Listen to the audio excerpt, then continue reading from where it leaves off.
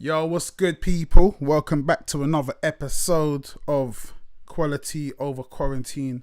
It is boiling outside. I'm stuck in this room. I had to shut the windows because the neighbors are making a whole bunch of noise. Please keep subscribing. Please keep sharing. I want to say a big shout out to everyone who's been supporting. And I'm going to do another shout out at the end of this session. But right now, we got my guy, my bro, one like Ahmos, Britain's most scandalous. You say, brother? What are you saying, brother? I'm cool, you man. Good? I'm cool. How's life in the hood? Actually, how's life outside of the hood? Yeah, outside the hood now. I'm no more in the hood for me. So wait, you only on a visit thing. You were just saying how everyone's queuing up for McDonald's around the block. Yeah, it's like all of a sudden the streets went dead throughout this whole lockdown thing. And then all of a sudden I went out today. It's like the school runs on. It's so busy out there. And there's a queue. And I'm like, why is all this traffic? Like someone got run over. Is there hit and run, car chase, whatever. The usual stuff. Get around there. It's a queue for McDonald's. They got one lonely assistant manager standing at the entrance for the driving. Standing there trying to show people, no, go through this way, like wait here, like you're holding traffic up. There's a whole line of traffic, truck drivers who need to deliver to Amazon and thing. That's like crazy. That's the worst place. Like that McDonald's is hard to get. Like that goes mad on a best of times. So I can't even imagine what it's like now. Like I've waited for a good 10 minutes for like chips there before. Boy, I've had to send stuff back. Like, it ain't warm enough. You know what I mean? Like, what is this? What are you giving me here? Like, who'd you take me for? These men are some, but I don't even get, like, why do people need McDonald's that badly? Really, McDonald's is open now. You have to go today? I'll tell you why. Because up here, there's no Nando's up here. Yeah, you'd have to travel, like, at least 10 to 15 miles to get a Nando's. Yeah? All right, cool. From here. So for them, it's like, hold on, McDonald's ain't been around. Mum's cooking's rubbish. Like, you know, they want. So let's go get a breakfast. You know, they want. This is what I keep telling people, man.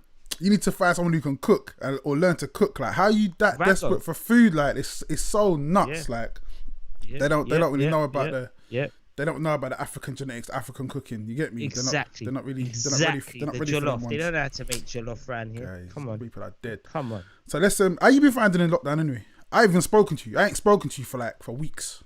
Bro, I haven't moved around really. Well, I moved around, but that's just going shops and things like that. So I'm not really like, you know me. I've got kids now. So for me, it's just about making sure they got what they need and then getting my ass home. Yeah. Because I ain't scared about myself. I'm scared of what I might give them. Yeah. And that's the biggest thing. So it's like, for me, it's like, and not being able to go to the ends and see the boys and see the man them, that's the worst part of it, really. Like, how many times am I around yours? I come around yours at least once or twice a month. You know what I mean? Yeah. No, I haven't been able to come down and see you or the girls or nothing. So it's one of them ones, you know? How's your eldest coping with it? Yeah, he's finding it stressed, bro. Not gonna lie, because obviously he's a footballer. He plays football, no nothing in it. No football, no training. And I got the FA text the other day, and they're telling us like, you could train. These are the rules now. Right. Train on your own, or train with one person at your house. I'm thinking to myself, so they can't even as a team, as a collective, they can't do their thing. So it's a bit mad for them, and they're getting a bit frustrated. Obviously, they like school. They don't like school, but they like school. Seeing your friends, obviously, that's your social circle. Yeah. Exactly, that's your social circle. So for them, it's a different thing for them. Yeah, it's a bit mad. So let's take it back here. Let's take it back. Like, take it back before I met you, because obviously you've been part of this hip hop thing way before I was. And you're kind of there's a lot of I don't know, man. There's a lot of people that you were involved in from early, guys that are like, you know what I mean, that have names now. So when did you first start? When did you even first start getting into rap? And was it rap first or production first or DJing? Like, what was the?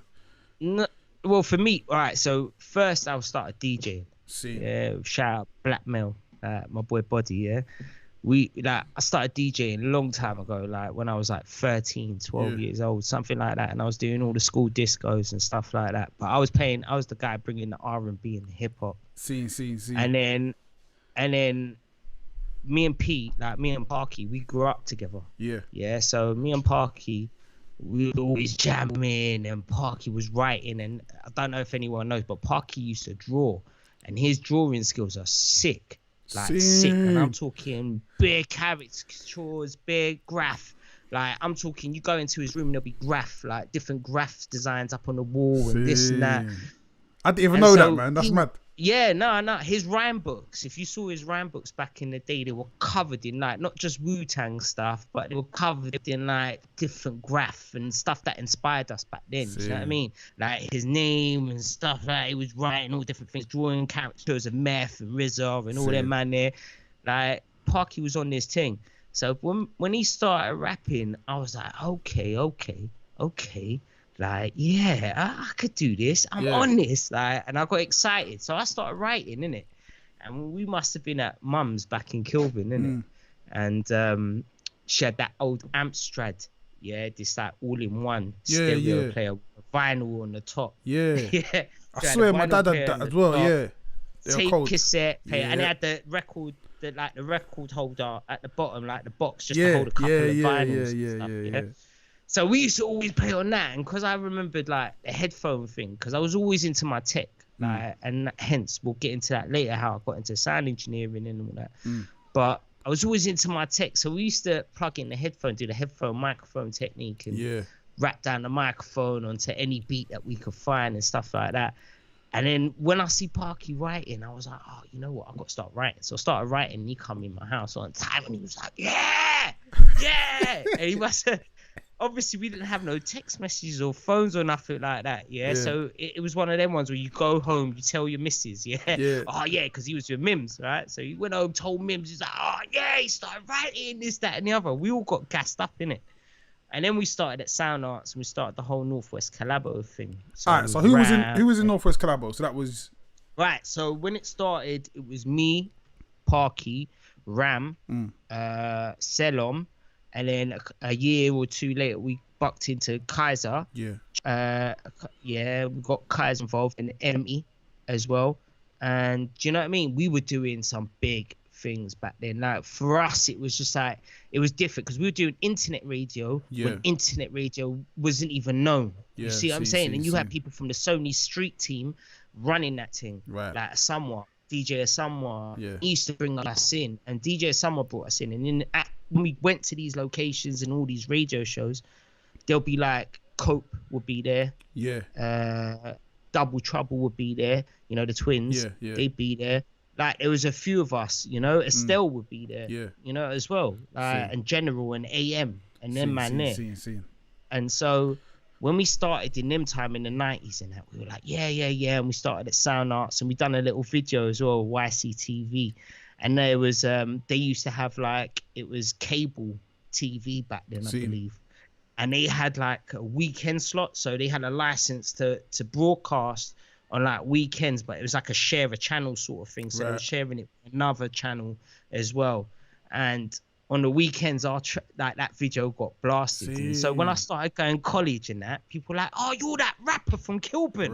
You're that geezer from Kilburn. Like, and I was like, yeah. And I'm going to college on the other side of West London. Do you know what I'm saying? So for me, I didn't even see it because I didn't have cable. See what I'm saying? So it's like, so you see my video, like, I seen it. No one's seen that. No, in a long time, bro. Tapes got lost. You know what I'm saying? That's mad. Yeah, so that's where we started from. See. So then you were kind of doing your thing. So I met you when I started moving with Caruana, innit? Yeah. So at the time, Westminster University. Big up all the Westminster University lot. It was Area 51. That's right. It was like it was. Working the doors there, isn't it? Yeah. That's what we were doing it for. Yeah. So there was you, big up Big Kizzy, and like. I think at the time, I think it was like, Ahmos, because you remember Drama as well. So like the Boiler Room Collective was kind of like a thing, and basically it was a thing where like Tom was just like getting everyone who rapped like in the crew and in a kind of a thing together. So I remember one night we was all there at Area 51, and bearing in mind this is the times where, you know what I mean, I thought I was bad, like, you know what I mean, and I remember you jumping on the mic here and like you did your thing and it's like, oh, all right, okay, all right, we got some competition. But like from that day, we were just like bros, like straight up. Yeah. Like it was like, all right, cool, boom. And out of like, it's funny if you think about all the people that was involved in that at the time, we're the only ones like we kind of formed our own little crew because just of how we were. And then a little bit later, I started recording with you. So when I finished recording with Tom, so that was when I moved out, actually, when I moved out of living with Tom, and I was in Harrow, so after that, then it was I used to come to yours to record. And this weather is reminding me of like of them days. Those remember? days, Do you bro. remember how it used to get? And because we got the cats, you couldn't open the window as well. They jump out, man. And while we're recording, so it'd be us going, no, stop the cat, like, no. It's crazy. It's actually crazy. Yeah, I remember them days. Them days were funny. But it's like, days. but it's mad though, because like. But we went through a lot before we got to Kilburn. Yeah. Before we got to Kilburn, we'd already gone through a lot. Like, so there was us from the Tong Carolina days where we were in Harrow recording all them tracks that we done with Mud Fam. Remember, you done the tune with Skinny and that, and I've done the tune with Festa. Yeah. And big up Festa. And it was like, you know, we went from there, then we went to Kingston. Yeah. Remember Kingston, and we done the Gun Talk. Yeah. Me and Dimitri recorded and engineered Gun Talk. Yeah. So that was like, so basically. After, and then we got to Kilburn. Yeah. So before that, because I recorded the majority of Depon Road. I recorded that at Knee Highs. So I was in Bedford for most of that, and then the stuff that Tom had already done. So that was done. So then by the time that was finished, and we did like one other mixtape. We did the Industrial Revolution, but then I wanted to do. Literally everything after that was all done there, and that's where I learned how to like you taught me how to produce, like how to use Logic, how to. It's funny as well because like even now, there's little things I do, like you see how I chop samples. Like I always chop them like to where you like see that spike here. That's where you chop it to. Hit that spike. Like it's mad. Even now I still like It's because you got to think about it like on the keyboard. So when you hit the keyboard, it starts straight away. Delay. It starts on that hit because that's when you're hitting. Like when you're tapping the table. Like when I got into beat making, the reason I love beat making is because I was a drummer. Like, and I grew up learning drums. I played steel band drums for like Tabernacle back in the day in Grove. So like, you know, for me, it was all about that. And when I beat a beat on the table, it comes out there and then, you know. So I expect it to do the same when I hit the keyboard. But you know what? Yeah. See, we're kind of all over the place, yeah. But there's a little bit that's missing. So you done because we're forgetting like we're missing out big chunks, yeah. But there's certain big things that you've done. Yeah. The Breaking Bread thing. Yeah. So Green Fingers. That was Green Fingers. So that was my first single. That was my first solo single. Like And so this was before I'd like no. I think you might be the first person I knew that had something out. Do you know where we recorded that at in his dorms in Westminster? In that little tight ass room, man. And we recorded that there. Like that is all recorded. It was probably mixed there as well. Like literally, we done it all there. That room was tiny. That room was like the bedroom I'm in now is literally like a quarter of the size of the. All it could fit was a bed and like a drawer and the mic. And that was it. Literally, it was so tight in it. And imagine with Kizzy in the room, Kizzy, and then you as well in there. I was skinny though. I was alright, man. I was skinny back then. But you're still tall. You know what I mean? So it's like raw. It's like this room's getting tighter and tighter. But so when we done Green Fingers got signed to Breaking Bread. They released that, you know what I mean? Like, and that was good. That was cool. That was my first experience, obviously. And you know, you learn from that because obviously I was studying at the same time. I was still at uni. Like I didn't graduate until the year after we done Glastonbury. So we done Glastonbury in 2005, and then the year after that, I graduated. Right. Do you see what I'm saying? So for me, I was like, still, and this is from 96, so we're starting from 1996 with me and Parky and Ram doing Northwest Collabo to like now we're in 2001, my first solo singles out there. You think everything's gonna come in place, but the problem with the problem was back then was the industry wasn't ready for any of us. It wasn't ready for none of us. Like it took a decade, 2 decades for it to start getting into place. You see what I'm saying? Yeah. So back then for us, the struggle was a lot harder. We had to do a lot more to try and get seen or get heard. Yeah. And luckily, them guys, they had Itch FM, didn't they? So they were on Itch FM and it was getting played on Itch FM. So thank God for that. Like, you know, that gave me the exposure I needed. Yeah, I think I remember being at a club night, man, and I remember it getting played. And I remember just being like, damn, like that's the first time I ever heard like someone that I knew getting played in a club, and people were going mad over the track as well. Like it was a heavy track. You wouldn't anymore though. You wouldn't nowadays. Like this is what I listen to. So I listen back to my old tunes. I'm like, nah, this would not rock the type of crowd that we want to attract now. Nah, it wouldn't. But I think like at the time, the vibe was just different, man. I think people were a lot more susceptible to just like really listening. There's like, you know what I mean? So I think the vibe has definitely changed, and I feel like, man, I think. Yeah, it's moved on, but back then it was like it was nuts. It was a different world. Yeah, it was a different world. So back then, so at the time, so let's break this down here. So we were all of us were rapping, but you were the only one who was actually producing as well. So you were other than Tom, obviously, but so you were doing production, and you were getting like heavy into production. I'd say you had your own sound. You were doing a lot of your own stuff as well.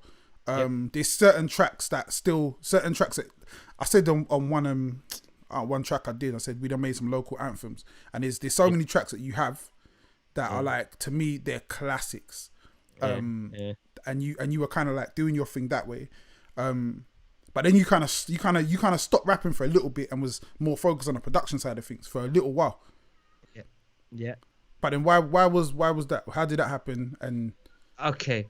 So, all right. So, you know, as a writer, because you write bare tracks yourself, and you've been writing for years, just as long as I have probably. So, you know that there comes a time where you just start getting writer's block. So you're not ready for like, I used to go, all right, so let's start from this. I used to go writing 3 tracks a day, to write in 1 track probably a week. And it's about, you know, what you're doing. You know what I'm like, I'm about realism. So I'm not going to spit some bullshit that I don't agree with or something I haven't done. That's not me. So everything I spit about is something I've done or I've been involved in, you know, I've done, seen. It all depends on where I'm, you know, what character I'm playing. Am I the narrator, or am I the actual person that's involved, you know? So you always come to that time where you just get that writer's block where you're like, nah. And there was so much new stuff coming out. Like the sound was changing, right? And hip hop kept getting, you got to remember, we were beat down by this point. Like we were literally beat down. Every time you thought, oh, hip hop's going to get signed now, they're going to take it big. Something else comes along and it takes the label's attention. Hip hop never got their attention back then. And this is the problem. We kept getting up there, then something else will come up, take it. And then it happened again. The same thing with Garage, same thing with Jungle. Like when Jungle come in, we thought, oh, yeah. When Jungle was dying out, we thought, oh, we're going to take over then House and Garage come in. Same thing again when that was dying out and we come in, boom, Grime come in. And because you weren't a Grime fan. You were like, out of all of our people, I wasn't back then because I'm a lyricism fan. I'm a lyricist. You can't sit there and spit bullshit to me. It doesn't work. I will not take you seriously. So I need to hear some lyricism from you. And there's only a few like Kano. I love Kano. So but this was before Kano and Gets. This was the only ones that really brought the lyricism for me back then. Way back then. So that's what we're talking about. But other than that, I started getting drained. I was like, nah, you know, I'm not writing nothing productive. The style's changing. People want to hear something else. So you're trying to adapt. And as you're trying to adapt, you're getting drained. So I thought, all right, let me focus on producing and let me make more beats. I'm still studying I was still studying sound engineering, obviously, because I qualified in that. But I thought, let me just carry on doing that. So I carried on doing that because it felt easier for me. There was loads of artists, you, Wordsy, there was bare artists, Joker Star, KK. you know, KK, Sick. the lot. Yeah. They were all recording and we were on it. We had our own thing going on. Do you know what I mean? So it was like, okay, I'll stick to this bit for now. Yeah. And then when I'm ready to write and then something inspires me, I'll come back to writing. I always thought you had like big tracks. Like people might think I'm gassing you, but I'm telling you, you had hits, hits that you didn't put out. And I was always like, come on, man. Because you got to remember in 2006, right? So after we done Glastonbury and all that, and you remember the tracks I used to run on our tours and our shows. I used to do certain tracks of ours, and then you'd let me do like a couple of tracks of my own and rare. So there was a tune called Knock Knock. Yeah, love that tune, bro. Yeah, time ago. Wrote that time ago. I think you put it out on one of the mixtapes, maybe. It's on one of them. Anyway, my boy Matty Mocker loved that track. And he's a big shout, Matty Mocker, big light in LD right now in the film and TV world. He must have thought he grew up with Roots. Right. Yeah. So him and Roots Maneuver grew up together. And he was like, bruv, I love this tune. No, we got to go down. We got to see him. And so I knew Roots for a lot of years. Yeah. Before, like when I was at uni, he used to come check me with Matty. Right. He used to come down. And obviously, you know, Roots Maneuver owns Banana Clan. Yeah. And so what happened was he was like, right, boom. I want him to be part of Banana Clan. So Matty phoned me up, goes, listen, here's a number for this guy. I need you to phone him. You go link him, spit him your shit. Yeah. I was like, all right, boom. I went down to Map Studios in Kentish Town, walked upstairs, into where the pool, back then there used to be the pool area. So you have a pool table up there before you get on the balcony. Yep. And where that balcony is wasn't actually the balcony. It's actually you go from there through Gordon's office, and that's who I was there to meet with Simba. So Simba's office is there. That's his office. Yeah. So I'm there. I walk in there. I see the platinum plat for Roots Maneuvers album. Yeah, for Run Come Save Me and that. I'm like, okay. Obviously, Gordon's coming, big fucking Mr. Gangster himself. And he's like, yeah, all trying to be hard. Like, I've seen this before. You know what I mean? People like, spit for me. And you spit for them and they shut their mouth, innit? Yeah. But Gordon, he was like, okay, so he was hard. He was someone like, okay, I ain't gauged this yet. You don't seem to be responsive yet. So he's gone to this turntable that's on the other side of the room. Right. Yeah, bare people in this room, we're all chilling. And he's putting a beat. It's like, rap for me. Rap something for me. Rap for me. So I'm like, all right. With his back turned to me, he's not even looking at me. He's rap for me. Rap for me. So I'm like, all right. So I started spitting bars. Yeah. And then bars. And then more bars. And I look around the room and people's jaws are dropping. Yeah. This guy is still not turned around to look at me, but his head's nodding like that. Yeah. Then he puts on the next beat. So I start riding that next beat. Start riding that, puts on something else. He's like, all right. Yeah. He's cold. Yeah. And then from there, I started working with Banana Clan. Yeah. And you obviously know the artists on that. Yeah. I think that was a big time as well, because I feel like, obviously, in our scene, Roots Maneuver is the top. Especially if you talk about UK hip hop, traditional UK hip hop, Roots Maneuver is the top of that. He's the top of that. Like that is what it is. Definitely.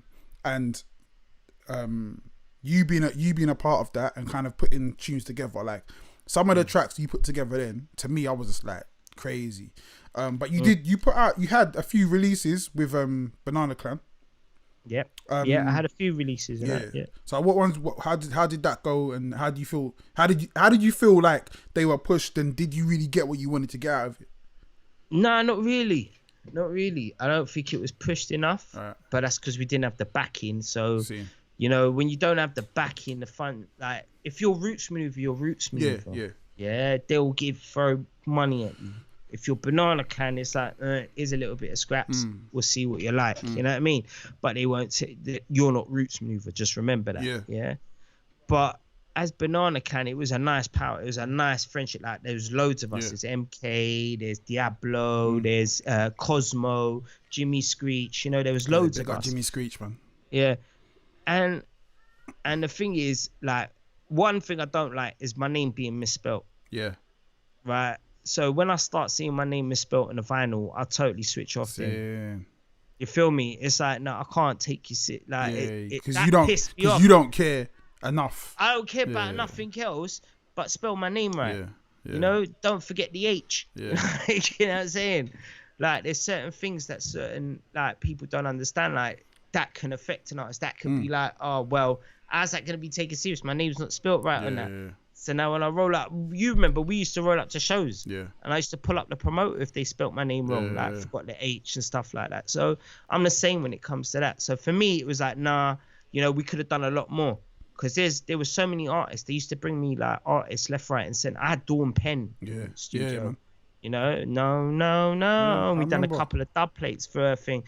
You know, they used to bring me artists left, right, and centre. There's some of them that are amazing, that are like literally out of this world, that you think, rah, you know what? Why aren't you bigger than you are? Why aren't you there yet? So it's like, but there was a time, when you were literally running map in it. Like you were the main engineer. Banana. Banana Clan. So do you feel like, because I always felt like they wanted you as an artist, and they were like, we got him as an artist, but then they valued you more as an engineer. So they were just like, all right, cool. Do you know what it was? I'll tell you this now, right? I was the only sort of street talking from road engineer, actually qualified sound engineer with 2 degrees in it. So for them, they didn't like dealing with the geeks that didn't really know how to speak to them. Gordon don't like. I'm a geek at heart. Like at heart, I got my geeky side that I blatantly like. I'm all about tech. You see me over cameras and stuff like that. I'm like all over. Like, but there's engineers that back then that didn't know how to relate to the artist or talk to the artist. So for me, that was the stepping stone. That was the bridge. You know, I know how to communicate with them, and I know how to communicate with whoever is in charge of them. So it's not a problem for me. You know. And that was the problem for other engineers, I think, back then. I wanna take a little detour. Because there's another thing that you actually, no, there's 2 things that a lot of people don't know about you. The first thing is you're fluent in German, which is a mad one. I gotta tell this story. One time we were on the bus. That's how long ago this was. We were on a bus one time going through Central London or something, and there was these 2 girls in front of us, and they were talking German, and I don't know if they said something about us. They said something, and you just started doing the conversation, started talking German. I was like, what? They were so shocked. They did not expect this road Jeep to just start busting German. Like, it was mad. It was actually crazy. And like, we went to bare places we've been. Berlin. We went Berlin, and we done Berlin. Like, that was crazy. But it's like, crazy. I feel like that's a skill people don't know. Another thing, obviously, you're like big into your martial arts. Like, you do kickboxing. Very different martial arts, and a lot of times, obviously we're on tour, we're doing shows or whatever, and you know what I mean. All occasions will happen, like things will happen. Manchester, Manchester. So this is one time in Manchester, Where's answer? Get answer. Let's get answer. You know what's funny? You posted that picture on his birthday, innit? Of that night, right? That night.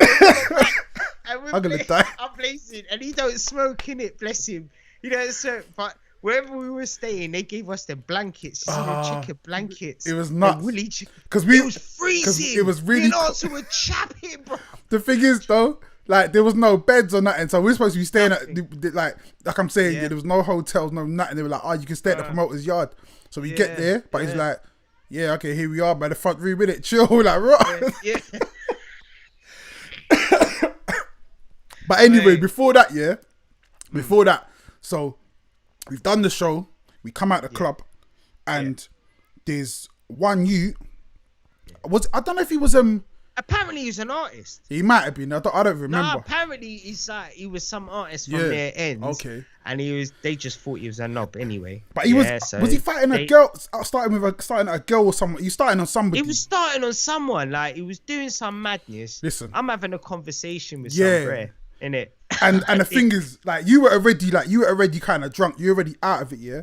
So yeah, because we done a fat night. yeah, so this was this is the end of the night. So obviously, bruv, they took us to the cellar, yeah, wherever we were. Yeah. There was just beer drinking.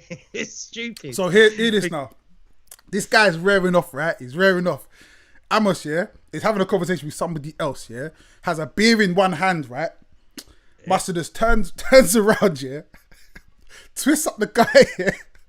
Hangs it, pushes my man against the wall. Didn't even spill his beer. Holding the man up like, yo, bruv, calm down, mate, calm down, yeah.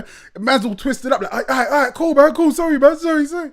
We was belling up, yeah, and I swear, Amos didn't even really clock and just kind of just let him go and just carried on his conversation. He was beer in his hand. It was mad. That was a crazy night. We had some crazy. Because remember, after that show, yeah, we stayed the night in Manchester, and we were in Bristol the next day. Oh, soon. Remember? Because Jazzy Jeff. Oh, because this answer was going uni. Oh no. Sorry, no. We weren't supporting Jazzy Jeff in that one. That was Sheffield. That was Sheffield. Yeah. Tuesday. We were in Bristol with Maestro. Okay. Maestro and that had a show in Bristol, and we went there, done that quickly, and then we went back home. Yeah. But yeah, that was. We had some funny nights, man. That was our Averix times. That was the Averix days. Averix. I forgot all about that. We were the Averix twins. But yeah, bro. When Answer was on it, he told us the story about when you dropped in Poland. In Poland. That was funny. God. That was funny as well. But bro, the way you shook me up though, bro. I fucked up a brand new pair of exclusive Air Force Ones here. Exclusive. Like, forget a crease in the middle. I'm talking the whole leather paint come off the leather. So you had like a layer of paint hanging off where the leather is. Still there. And it's like that, flapping. And I'm like, I can't get away with it. I didn't even see that bit, man. Bro, I was pissed. I was more pissed about that, about my Air Forces. The Flays parting, but how the hell am I meant to see that step? Do you know how dark it was? Mad. I walked around the corner, I'm walking around the corner, I'm like, yeah, bang! But bro, I was so shook because you came through. Because you came through and you went, Jen, come here. And I was like, oh, it's beef. And I'm thinking, like, I don't really want to beef these Polish dons, bruv. Bro, it weren't even that. Do you know what it was? It's because there was like, it was the crowd was still filling in. Yeah. So there was gaps, right? So because there was gaps in the crowd and it's still filling into the place, that's why so many people saw me, because they could see through the gaps. So I was like, damn, no, I need to spurt, ghost. Like, and the joke is, we were so far away from where we were staying, I didn't even have a different pair of clothes to change into. So I was like, no, this is the worst. They're going to know it was me. They're going to definitely know it was me now. So yeah, I have to own up to that one. But that happens, innit? We've had some crazy shows. I was going through your pictures on Facebook, trying to get a picture for this thing. And I was like, raw, like we've done so many shows over the years. Like, it's actually nuts. Like, we're talking it's stupid 20 years of shows near enough. Like, it's been mad. You've had quite a career change. So you went from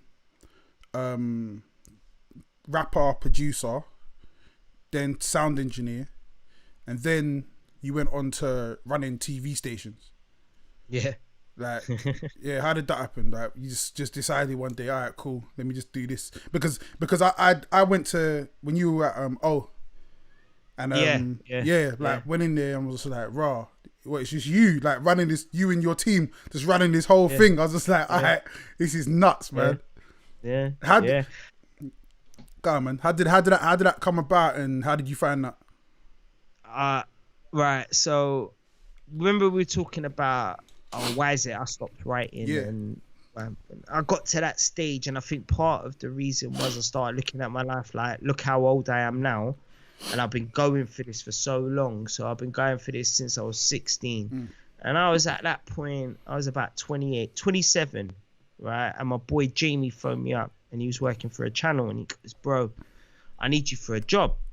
And it ended up being the job that I started running a couple of years later. Get to. So I was like, all right, boom. Like, they needed a sound engineer. I was like, cool, I'm in. Yeah. So I went down there, I watched how they work, I learned how they work, you know, and I started working in 2008. At 28, I started working in TV. And I was doing all these live shows, and then I was like, right, because I was like, I got promoted from like just normal sound engineer. I was running like heads of sound for GPU and stuff like that. That event that I got you involved in. That was crazy, man. You know, running interviews and stuff like that. But at the same time, I was also being trained up on lighting, cameras, vision mixing, directing, and I was directing news at that point as well. So they started getting me on, like the director of news, the head of news was like, oh, I want you to start directing some of the news programs, and that he liked the way I do my thing, and he knew that with him it was one of them ones where, can I trust you if I'm not here? You know, them ones. And he knew he could trust me. So for me, it was like, that's how I became like a multi-camera director. That was the starting point. And then I started directing big things and I specialized, you know, I used to do live shows. We used to do at that channel, we done like 2-3 live shows a day minimum. Crazy. You know what I mean? So I started directing these big live shows and political shows, and we was directing shows in Parliament, and we were filming down there with all the government and all the ministers and all sorts. So I got into that, and then obviously I got headhunted from there because I worked with a channel called OTV, obviously, that you know, that I ended up going to. But we worked on they came to use our studios, and they wanted me as their sound man. I was like, all right, cool. And that's where like my brethren Leah and Eddie Caddy and Leah Charles, they were the presenters of it. Like, yeah. And it was a banging show. And when I saw this show compared to the shows that I've been working on, like some of them were quite boring, mundane, like you'd fall asleep at the desk and stuff. But when I started working on this show, I was like, this is what I call production now. This is what I want to get into. This is what I want to work in, you know. I want to direct this show because this is me. I know this genre. Like, you're talking about hip hop, it might be Christian hip hop or whatever, but I know how to best get that. So they started really liking my stuff, and they see me directing. And when they moved premises, because we were based in Great Portland Street in our studio, and they went and got a studio, a proper full-on one at WRN in Vauxhall, right? So that's where you come down to. Yeah, so that's the it one was I my saw. boy Chris McCarthy, like Lenseye, banging DOP, banging camera up. Like, he taught me a lot as well. So you got to understand, like, he brought me in there. Like, and the only reason I'm a DOP today and a multi-camera director is because of this guy. Like, this guy was like, you got to get him in here. I want him in here. He was the studio manager at that point because they had this massive studio. It was just empty canvas. And so we went in there, we built it up, made it what it is. Do you know what I mean? We ordered in the cameras, the mics, everything we needed. We got a green room, the lot. So when I was there, like, that's where I started working on bigger shows. And they wanted to know about live because they'd never been live. They'd never done live TV. And so that's what I was there for, was to give a live element. And obviously all the team that you saw there and then was people that we trained, me and Chris had trained from way back, you know. So you gone from, like, let's try and get people to keep up. You went from rapping, producing to doing sound engineering for live TV, plus multi-camera operations for live TV. Then you switched it up. Now you're doing music videos. And we're missing a bit as well. It ain't really switching up. Like, as a multi-camera director, because I was the series director at OTV, so I was the head guy. I was the guy that every director comes to, and we go through it. And do you know what I mean? I was creating shows. Me and friends of mine, like, who I work, my colleagues that I worked with, we were creating shows on a daily basis. Like, and it started with Real Talk. Like Real Talk. We at okay, so the riots. Remember the riots? Yeah, man. In 2011. Right, me and my crew, me and Chris and my boy Double R. Funny enough, you used that picture. See the picture you used? Shout out Double R, banging producer, banging DOP out there as well now. But Double R, myself and Chris and a few others, we were filming in Tottenham on the day of the riots. I remember. Like, literally, the minute it kicked off, we were there. Like, we're there. We were in the community. Like, there's the town hall, which is right across the road from the police station. And everything went on by that police station. I remember you calling me. You remember? You remember that day? I was like, something's gonna happen, you know, something's going off. And then all of a sudden, we started recording. We were filming a play there, yeah. So we're filming. We get to the first interval, and the director of the play, she's had to come out and tell everyone, look, we're gonna have to cancel this play right now. Everyone's gonna have to leave, but you can't leave. Yeah. You can't leave the building. You have to stay. I was like, you know me. I'm like, what? You're what out. Do you mean you can't leave? There's the fire exit. Yeah, I know you went on the side. I thought, let me go have a look. I want to have a look. You know me. I'm nosy. Yeah. I go have a look. I walk down the alleyway, right? I come out in the fire escape, walk down the alleyway, and there, I swear to you, there's a police car on fire there, and there's about a dozen coppers all shitting themselves, standing behind the wall like this. And I could see a bunch of guys from the ends, all the guys that were at the front of the police station, now all the way back there going off. They were going off. And so getting out of there was a madness. So you called me. I was at the gym, innit? And you're like, yo, it's kicking off here. I'm like, what's going on? You're like, look at the news, innit? So I've looked and it's like, right, starting. And you're like in the middle of it. Yeah. The way we got at it, bro, you don't understand. So when I found out, that it's kicking off, I've run inside, right? I've gone, Chris, right? I've got to be re-double-R Chris. I've gone, right, let's grab a camera. Let's go up to the roof, yeah? So we went up to the roof. We're looking at the roof. We're like, grab the camera. Let's go. And we're filming. Chris has jumped up because he's just ballsy like that. Jumped up on this balcony. Don't know if this balcony was any way secure or not. So, you know what I mean? But some of the footage you see in the news, some of the footage we caught on that night, like especially the wheelie bin stuff, that was Chris following them like that on the cam, like on the EX3. So after that night, our bosses, when we showed them the footage, they were like, we want to talk about this now. We want to do a show tomorrow. We're like, we turned around, we looked at each other, turned around, goes, you're mad. You're not doing a live show tomorrow. You haven't got the team ready for it. Like, literally, to do a live show, everybody's got to know everyone, innit? Right. Everybody's got to know how everyone works, And for me to direct something, the cameramen have to be on point. When I say on point, like, there's no shakes. This is our first show. It can't go wrong. No shake cameras. No cutting to cameras that are zooming out and trying to frame up. You know what I mean? Amateur stuff like that. So we were like, look, there's no one here unless we bring him in and we train him for a couple of days. And so they were like, no, we want to go live tomorrow. I was like, you're not ready. Chris was like, you're not ready. So we were like, all right, boom. Next couple of days, they gave us 2 days. We trained up a team of people and literally we got it together. The producers in the place, the in-house producers, they managed to get the production side of things together. We secured Trisha Doodoo as the actual interviewer. Like, our boss managed to secure her, and she was amazing presenter, like amazing, one of the best I've ever worked with. So shout out Trisha Doodoo. But so we banged that out, and literally when I say that thing took off within a couple of weeks, like heads of BBC were watching our show. Heads Question Time, heads of like BBC Sport, they were all told by the head himself, watch this show. Watch what you're doing, because we were coming with different, like Chris, he thinks on a different level before I did. So before I was able to think on that level, he was already there. So he was like, right, this is the angles we should hit. I was like, oh, that looks sick. So we started working with it. Anything I see looks sick on cam, it can work. And if I know with him, he'll cut to it. So it's about us teaching the crew how to do what he does, sort of thing. And then getting used to me in their ear, and the presenter getting used to me in their ear. But from that, it just led to bare stuff. Like, we've done the Olympics with Smile Jamaica, TV Jamaica. We've done, I've managed to direct Wembley Unplugged at Wembley Arena, P Squared in concert. So you name it. So the music video side of things was always there, because we were always doing music videos in the background.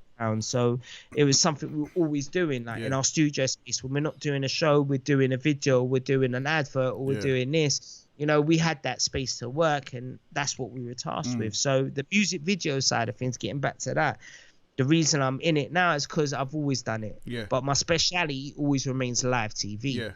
And the reason why I'm good at doing videos, because I keep the time into live TV. There's no wasting time. You feel what I'm saying? If we cut any ways of wasting time, that's why I'm good at what I do. See, I'm good at cutting as well, because I'm just lazy and I hate doing bare takes in it. So I'm just like, I was want to do things as efficient as possible, and I think you can't do that. You can't do that with the right crew. Yeah. So as long as you got the right operators, the right steady cam up, the right jib up, whatever you're using, as long as you got the right operators, then your job can be real quick. I mean, I'm talking. I used to film a 45-minute show in 60 minutes. Yeah. 60 minutes. But I think with like a little break because like TV guys and film guys just see things totally different, and I always prefer the TV way of doing things, because I just feel like, again, you're on the clock, whereas that's true. with film guys I just feel like I hate being on film sets. Like I hate it. Like, to me, I'm just take their time. Yeah, I'm like, all right, okay, right, we're doing the next scene, right, we got to set up all the light. I'm just like, oh, you taking a piss, like. Yeah, but that's the thing, right? Because they're only using one cam. Yeah. Because when you only use one cam as your main camera, like with EastEnders, they only use one cam apparently. That's crazy. This is why I hear, right? So when you're only using one cam, you have to reset for each shot. So if you've got two people talking to each other and you haven't got two cams picking up the opposite adjacent sides, then you're going to have to do the same again from the opposite side. Film that, then film your wide shot, and then film any movement shot, while they have to repeat what they're doing constantly and keep it exactly the same. So you've been getting into more bigger artists as far as like on the rap side of things. So who have you been working with? What projects have you worked on recently? So recently, obviously, you know, as a director, this is the thing. Yeah, when I got into the TV thing, so if I elaborate quickly on something, so when I got into this whole game, even into music, the one thing I noticed was people don't like to teach other people. They don't like, so when you want to learn something and you're going to the people that know, they don't want to tell you, right? So when I was 16 and me and P and Ram were hitting sound arts or whatever, and we're trying to learn, you know, we could tell when people are holding stuff back. They don't want to tell you everything. They tell you little bits, but they're not going to tell you everything. And I found that consistently runs from that all the way through TV and production as well, and film, right? And I'm talking consistently. There's people that are like, they won't tell you nothing. Right. You do the bum job. Right. Yeah. You don't worry about my job. Stay in your lane. Yeah. You feel them ones. So it's like I've never agreed with that. No. Yeah. Now I've been big old head of production, head freaking director, lead gallery director, senior gallery director, you know, series director. I've had all those titles. They're all on my CV. But I still believe in teaching the younger generation and the young ones that want to learn, because you got to teach them. You got to show them. Because when I was at O, I was getting worked like a dog. I'm not going to lie. Yeah, because I'm the only guy that could do what I do. Yeah, until I trained my boy Kwame. No qualms. Big up no qualms, no qualms.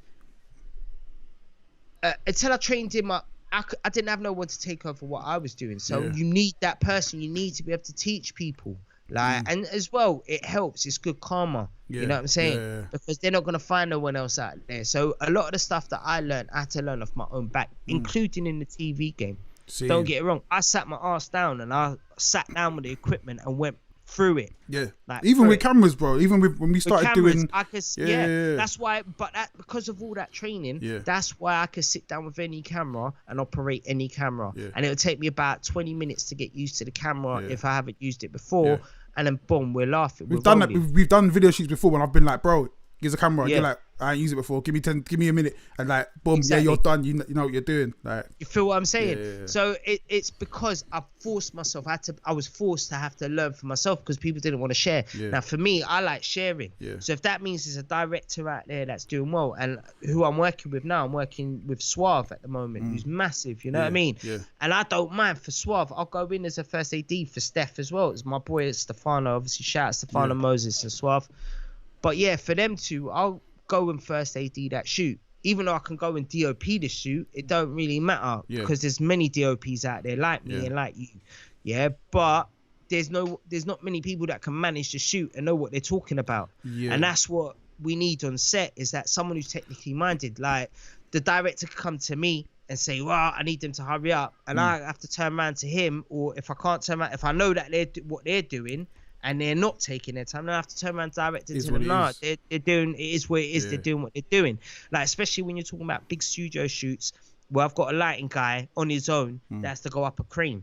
Do you know what I'm saying? For starters, that crane can't come onto set until everyone's offset. Right. Do you feel what I'm saying? Moving Yeah. a bunch of people, Yeah. moving everything out of the way, them going up, them rejigging, and it's a 2-man job as well. So I can't even say, if you got a next man with you, send him over there to do something else. Yeah. Because, do you see what I'm saying? Yeah. Because people are trying to keep budgets tight. Yeah. And this is what I find. I find it worse in the TV world, than I do in the music. Serious? In the music, seriously. In the music world, like everyone's respected for what they do. In the TV world, you're not. Like the only reason I'm a DOP and a multi-camera director is because I've had to do it myself. Yeah. There's nights where there's been me and one other in the studio and we've had to run a live show. Yeah. Do you see what I'm saying? Yeah. So for us, it's like you have to be able to wear those hats.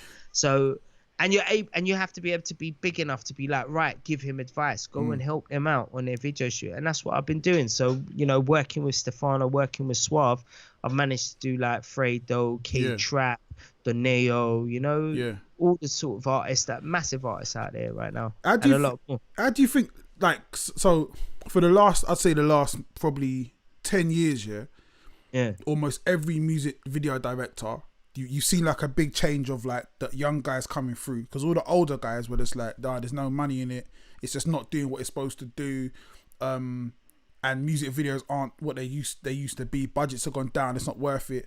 How do you feel, because you lot have adapted to that in a mad way, in a way where even with smaller budgets, you're still doing amazing stuff. So how has that managed to pan out?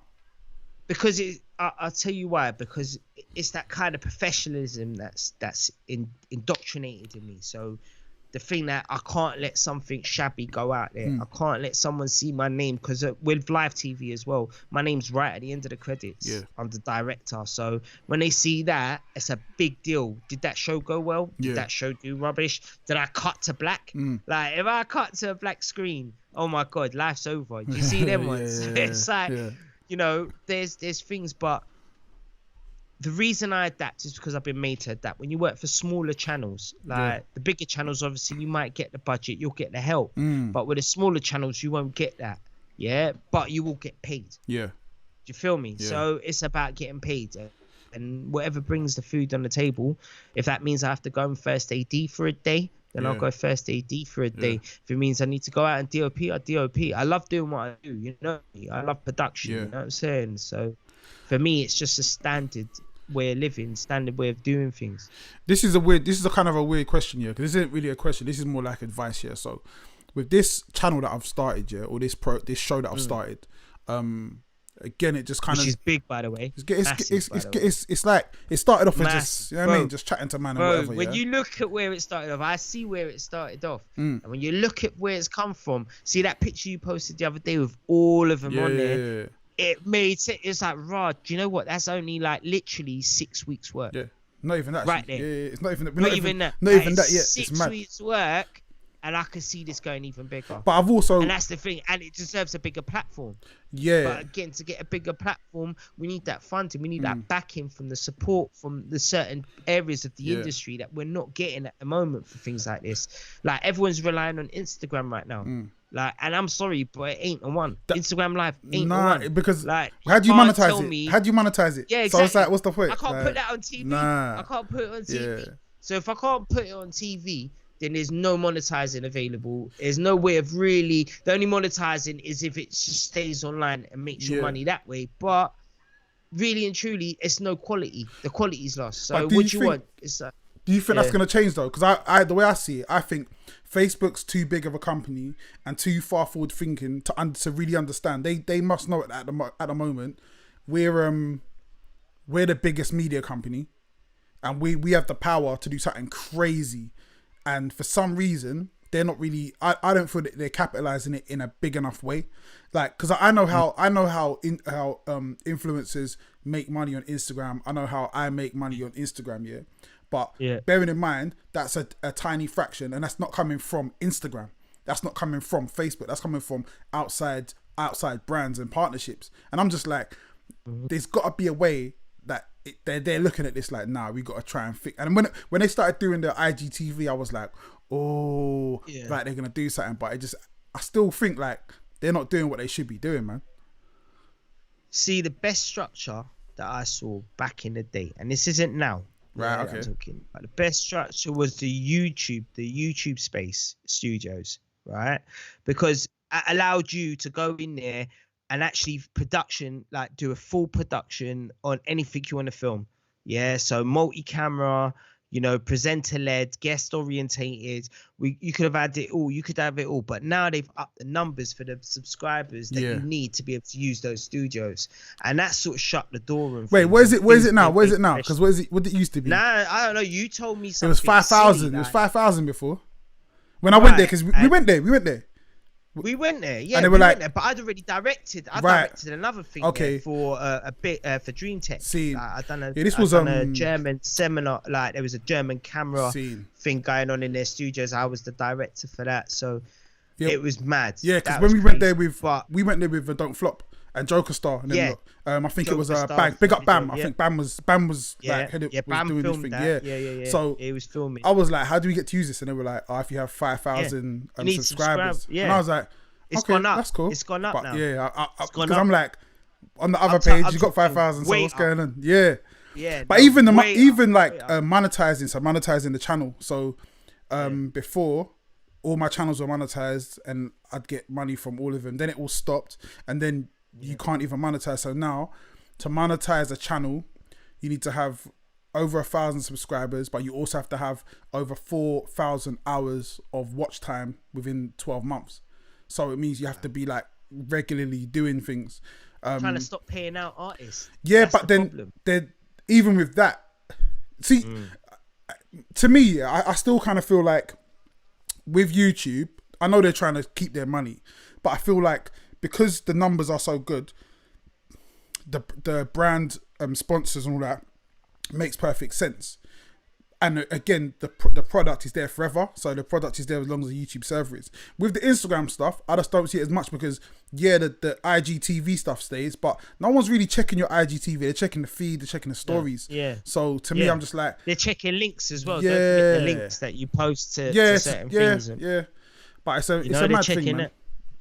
What do you think the future of TV is going to be? Because obviously, honestly, the way Facebook and Instagram want you to go is by bloody TV, holding your phone set and filming it that way. And it's like, do you know what? You take away the art that we create. Yeah. Like on set, we're doing the lightings, making it look sexy, making a square. Basically, we're making a square box look more appealing to the eye, and giving it more depth and more structure and something for people to look at and want to see and want to tune into. But what Instagram and Facebook are trying to do is allow the person, how can I put it? It's allow anyone to just put any content online, and there's no quality control there. Yeah, and it's funny because we've seen that kill things before.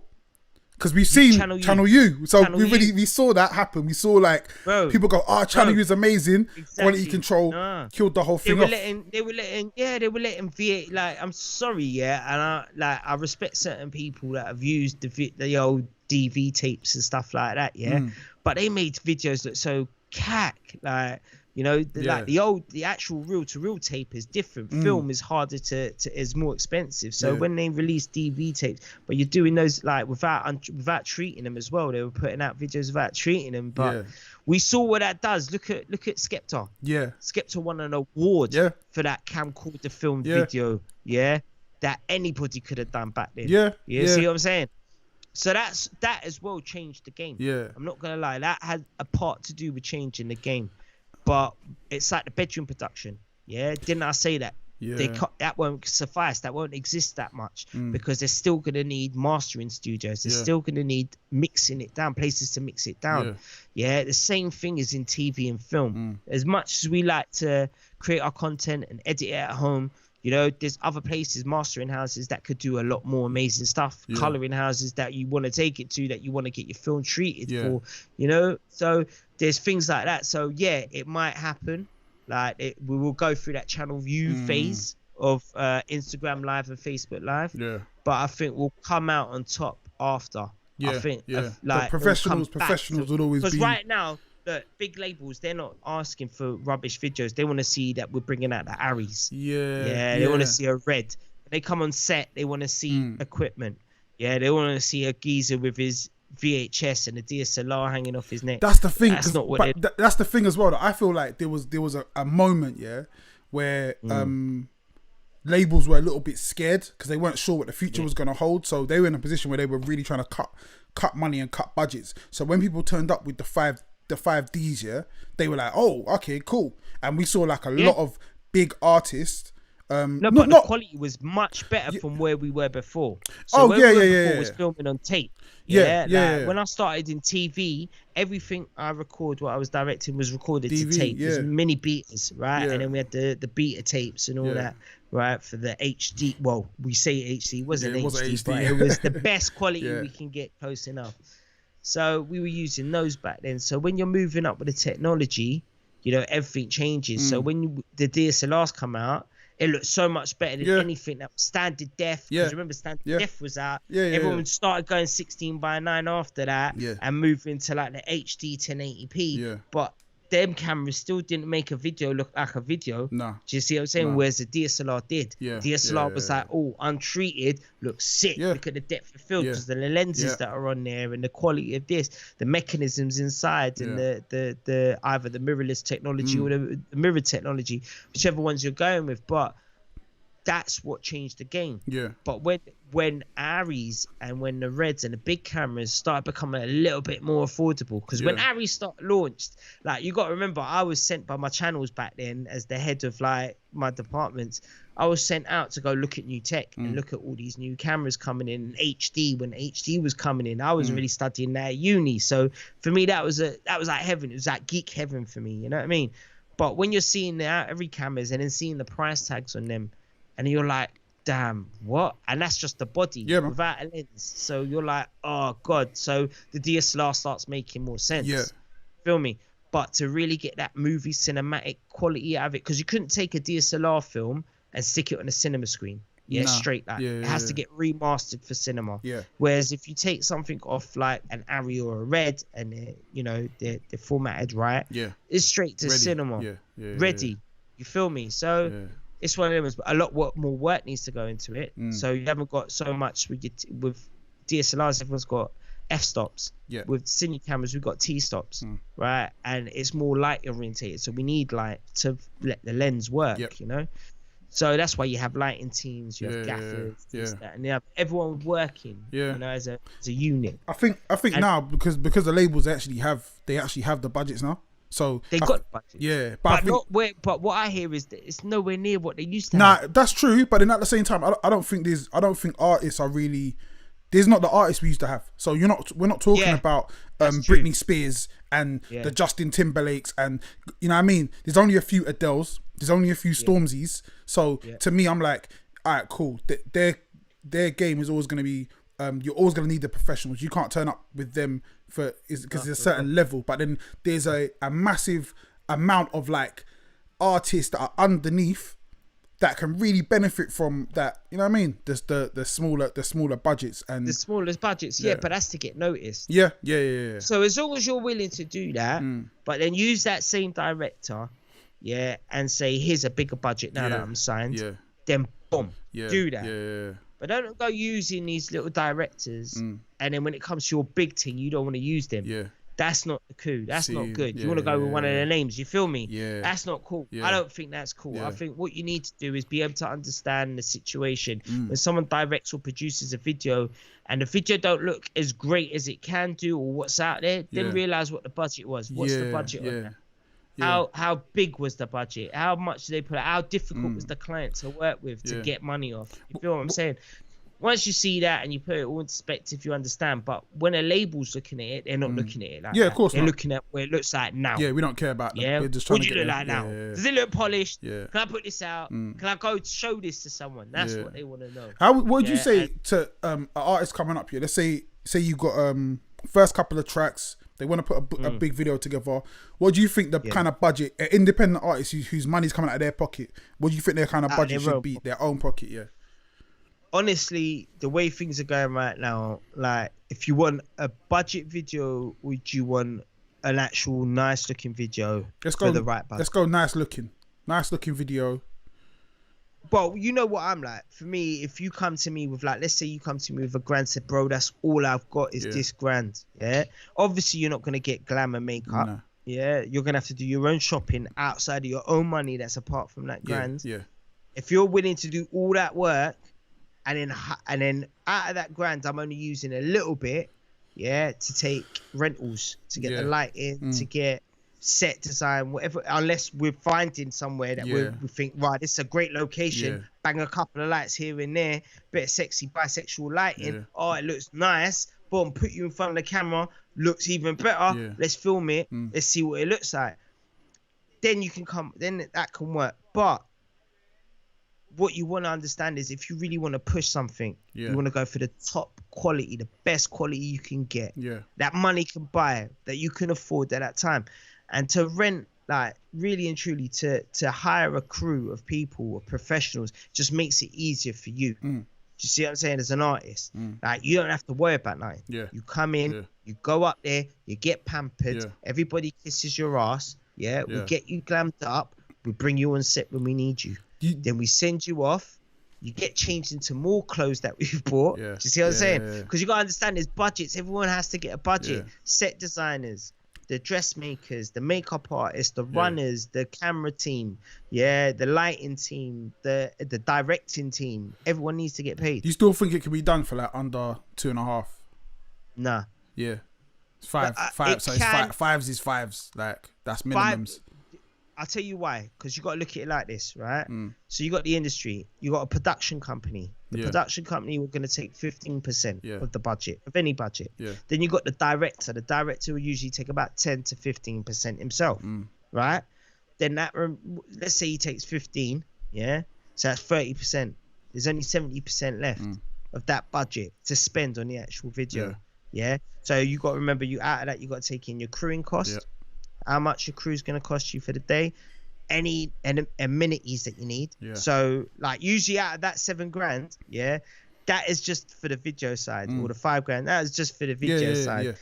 If you want catering, you better bring out another £500 for catering. Do you feel what I'm saying? Or £700 for catering, and that's catering for everyone, the crew, because they have to. One thing they have to do is they always have to supply food for the crew. So there's always going to be catering for crew, no matter what. If you're on a shoot, you always should get catering at that shoot. We have breakfast served for them, we have dinner for them in the evening. So I mean, sometimes they might work like a bitch and work through their break, but that's just sometimes how the cookie crumbles. Do you know what I mean? Especially when you're running on tight budgets and tight time. I see it like more and more, and it's funny because I remember a director telling me, he was like, don't take under 10 grand, don't take it.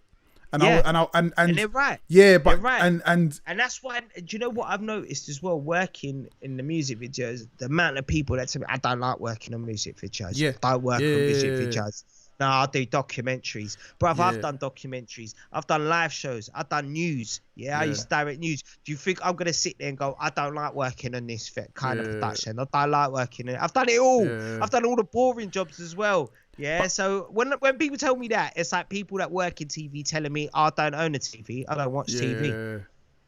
So what do you know what we're talking about when we're talking about a scene, or how the lighting was set in the scene? How do you know how to do that? How do you know how to pull it off if you've never watched TV? Do you feel what I'm saying? So for me, it's like, it's one of them ones where you need to start pulling out the budgets to get that quality. Like, the people everyone needs to get paid. You feel me? But I think I think we're seeing, like you said, man. I think they're freeing the budgets up a little bit more now, because obviously they're seeing the return on what a good video can do. And obviously I think music, like, we went for a mad little phase where the bottom fell out of the industry for a little bit.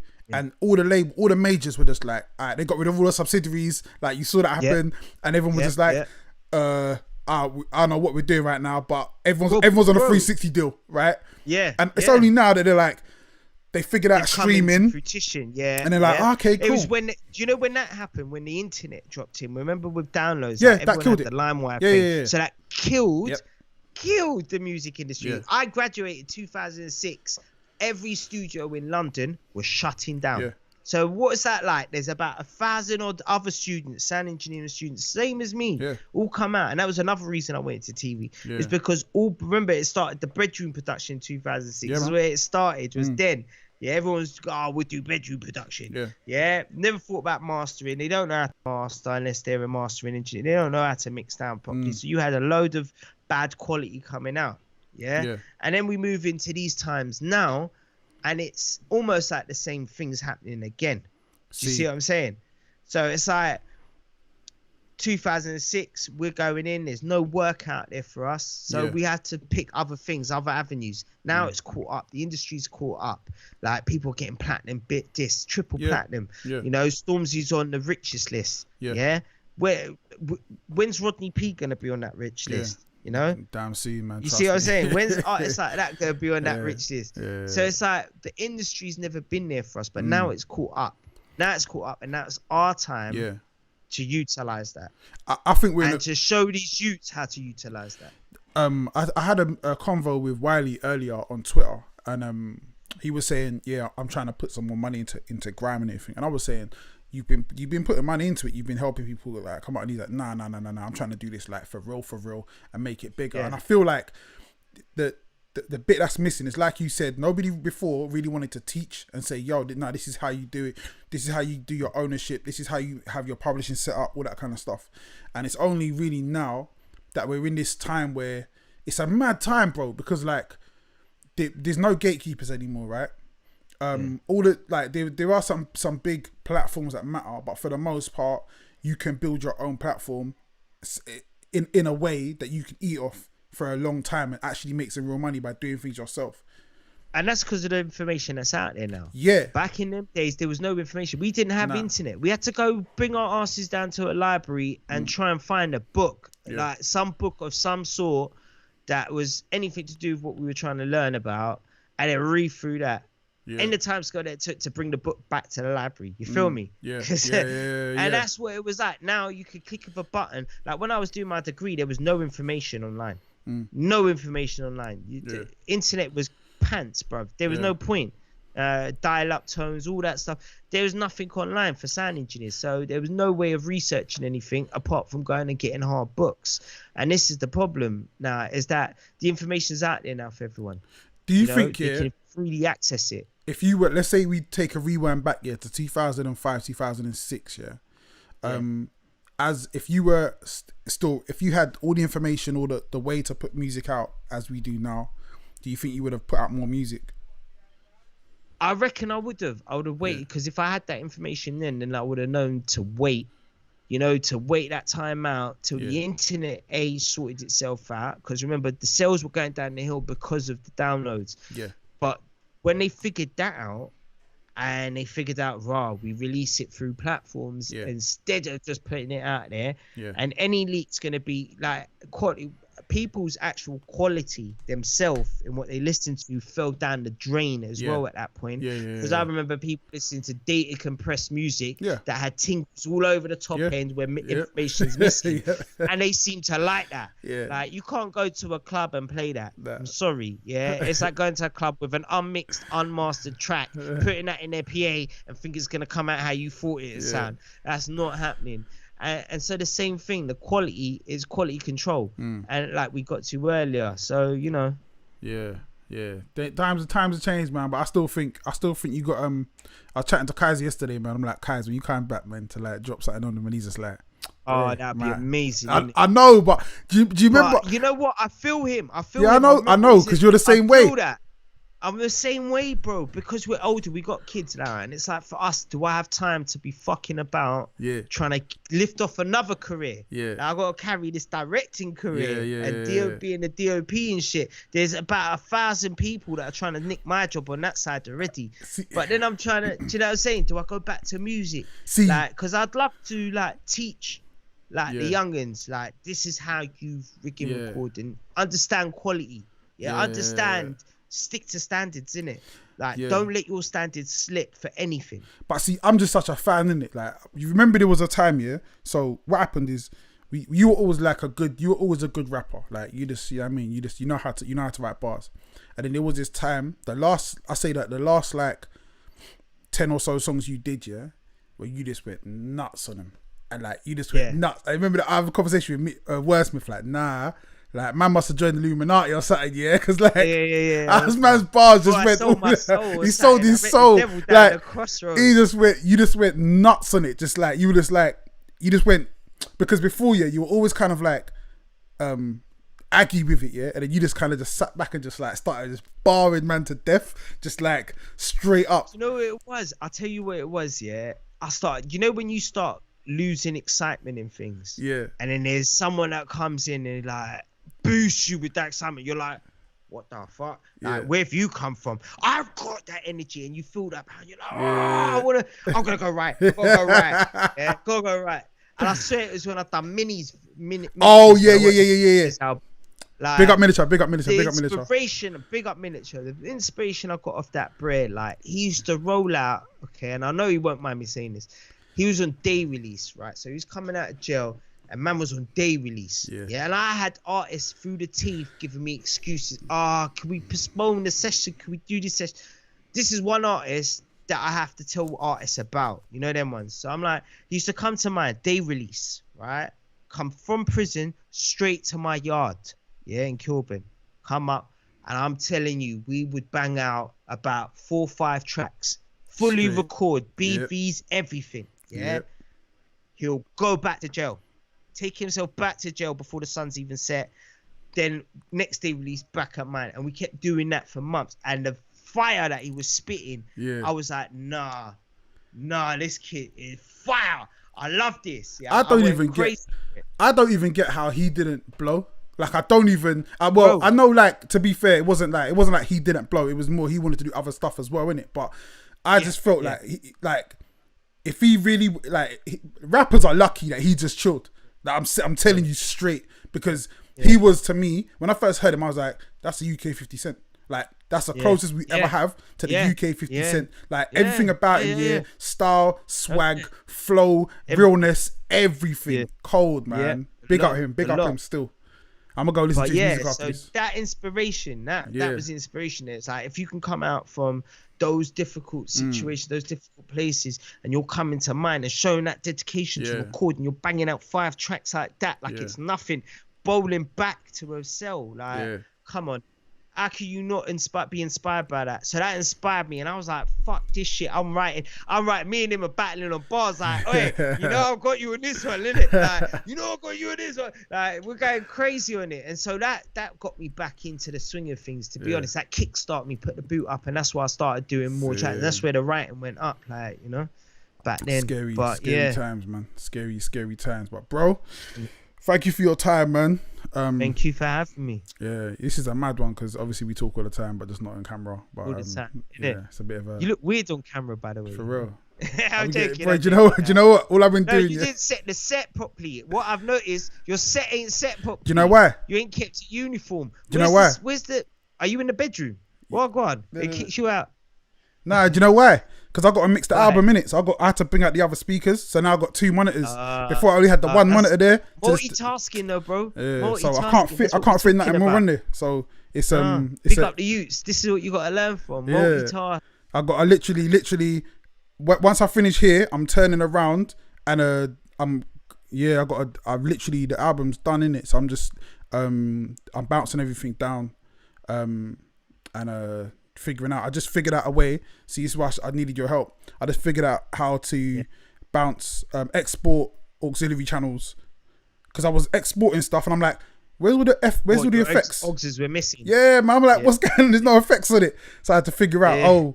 Alright, okay, cool. I got to add it to the mixer and then add the MIDI channel. Like, literally just figured that out yesterday. So I've been like bouncing all down to and the joke is, I can't even come down and just be like, hey, let me just fix that. Literally like straight up as well. Like, it's proper look.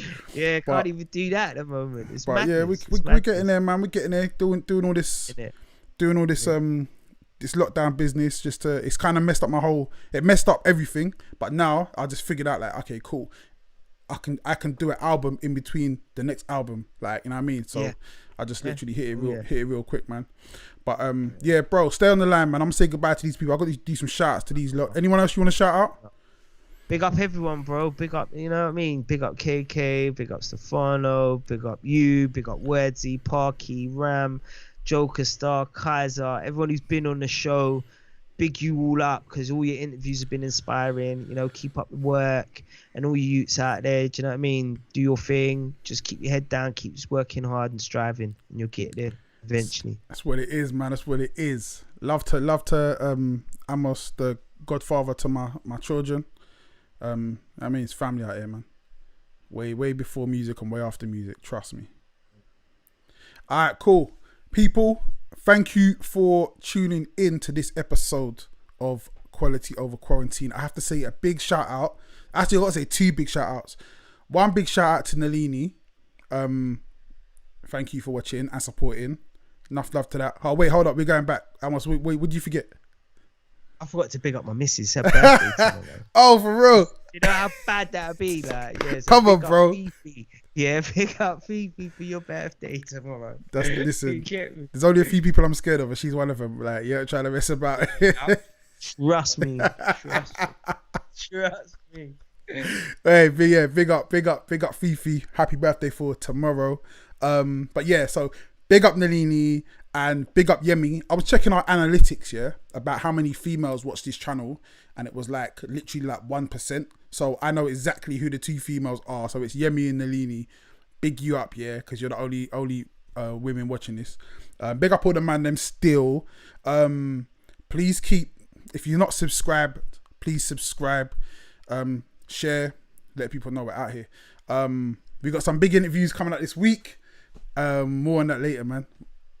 Check the channel, and we'll keep you posted. And then next week is another thing. Like I said before, yeah, we're doing this daily for this week and next week, and then we're stopping. We're doing it. It's gonna be back to 1 a week, or something like that, because I've been giving you lot too much, and I'm dying in this hot ass room. I can't take it anymore. But guys, stay blessed, stay safe, peace, love to you, love to your families. Go on.